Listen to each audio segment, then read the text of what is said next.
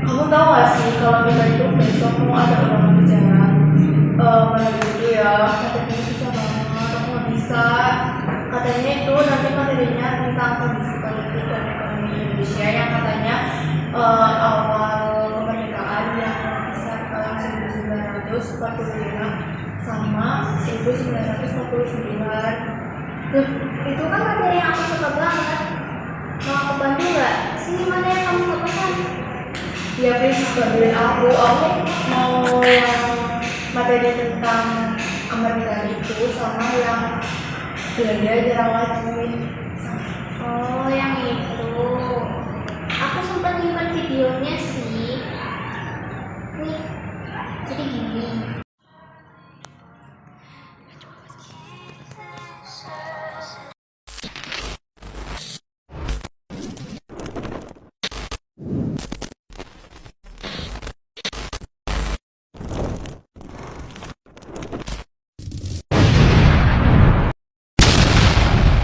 Nah, kalian jangan kayak Rina ya, kita harus tetap mengenang momen-momen penting para pahlawan kita. Sebelum itu, yuk kenalan sama kita.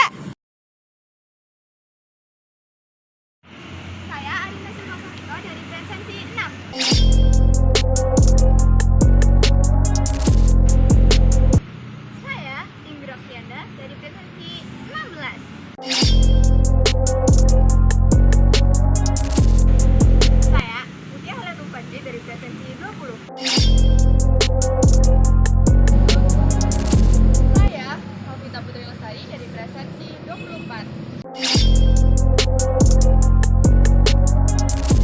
Nah, betul banget. Kita harus tetap mengenang para pahlawan kita, apalagi pada masa setelah kemerdekaan. Banyak banget loh momen-momen bersejarah. Nah, betul banget Kak, apalagi pada saat Belanda datang bersama sekutu melalui Nica untuk mencoba kembali menjajah negara Indonesia.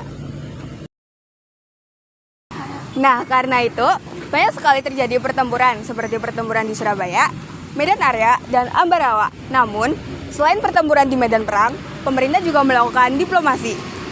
Diplomasi itu apa sih? Diplomasi itu artinya perundingan. Perundingan ini bertujuan supaya Belanda mengakui kemerdekaan Indonesia. Dan contohnya pada perjanjian Linggarjati dan Renville. Puncaknya pada perjanjian Meja Bundar atau KMB pada tahun 1949. Belanda akhirnya mengakui kedaulatan Indonesia. Tapi selain perang dan perundingan ada banyak masalah juga loh teman-teman. Nah, bener banget tuh. Selain itu ada beberapa pemberontakan seperti pemberontakan PKI di Madiun pada tahun 1948 dan juga pemberontakan DITI pada tahun 1949. Hal itu membuat suasana semakin sulit. Selain politiknya yang memang kacau, kondisi ekonomi negara juga sangat berat. Kas negara kosong, infrastruktur rusak akibat perang, dan Belanda melakukan blokade ekonomi sehingga perdagangan terhenti. Lalu, langkah yang dilakukan pemerintah untuk mengatasi hal tersebut yaitu pada tahun 1946 diterbitkan Uang Republik Indonesia atau ORI sebagai mata uang resmi. Dan selain itu ada juga gerakan pinjaman nasional dan pendirian Bank Negara Indonesia BNI untuk membangun ekonomi rakyat. Jadi, rakyat berjuang dalam masa-masa sulit. Banyak rakyat yang berjuang dengan cara tradisional seperti gotong royong, barter, dan ekonomi subsisten. Hal ini memiliki arti bahwa masa awal kemerdekaan itu benar-benar penuh perjuangan baik di bidang politik maupun ekonomi, dan pada akhirnya pada tanggal 27 Desember 1949 Belanda resmi mengakui kedaulatan Indonesia.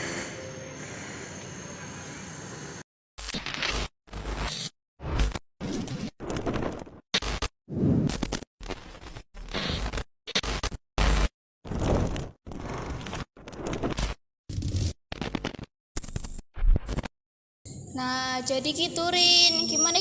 Kamu udah paham belum? Udah paham nih Rin, makasih banyak ya. Jadi materinya agak masuk di otak nih, jadi lumayan gampang.